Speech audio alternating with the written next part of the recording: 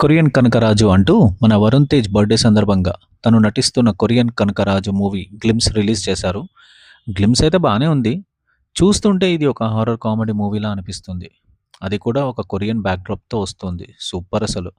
గ్లిమ్స్‌లో సత్య తన mark comedy డైలాగ్‌తో అనంతపురంలో professional ఫోటోగ్రాఫర్‌నిరా అంటూ ఫన్ అయితే బానే క్రియేట్ చేశారు. And heroine Ritika Nayak entry అవుతుంది. అండ్ తర్వాత పోలీస్ వాళ్ళందరూ కనకరాజు గురించి అడుగుతున్నారని చెప్పడం. సో, పోలీస్ వాళ్ళందరొచ్చేసి కనకరాజు గురించి వెతుకుతున్నారు అని అనుకోవచ్చు.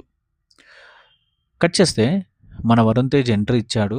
అసలు భయ్యా వరుణ్ తేజ్ చేతికి టాటూతో అండ్ చెప్పాలంటే ఓజీ లాంటి కటానా పట్టుకొని పోలీస్ వాళ్ళందరినీ చంపేస్తూ, నరుకుతూ చంపేస్తూ అండ్ తర్వాత ఒక దెయ్యం పట్టిన మనిషిలా ఐస్ మొత్తం కలర్ చేంజ్ అయ్యి ఒక సైకోలా నవ్వుకుంటూ కొరియన్ డైలాగ్ అయితే చెప్పాడు భయ్యా.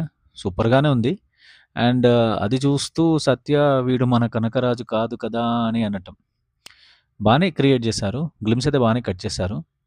సో, ఓవరాల్‌గా అయితే ఒక హారర్ కామెడీ జోన్‌లోనే వస్తుంది మూవీ. అండ్ ఒక ఇంటెన్స్ అయితే క్రియేట్ చేశారు. ఎవరు ఈ కనకరాజు అంటూ ఒక మంచి ఇంట్రెస్ట్ అయితే క్రియేట్ చేస్తూ, వరుణ్ తేజ్ లుక్స్ మాత్రం చాలా డిఫరెంట్‌గా ఉంది. అండ్ మ్యూజిక్ వచ్చేసి మన తమన్ గారు ఇచ్చారు. ఫుల్ జోస్‌తో ఉంది. కానీ గ్లిమ్స్‌లో నాకెందుకో ఓజీ రిఫరెన్సెస్ బాగా కనిపిస్తున్నాయి. అండ్ అలాగే మన బ్యాక్‌గ్రౌండ్ మ్యూజిక్ అయితే గుంటూరు కారం కొడుతుంది భయ్యా నాకైతే. మూవీ వచ్చేసి మెర్లపాక గాంధీ గారు డైరెక్ట్ చేస్తున్నారు.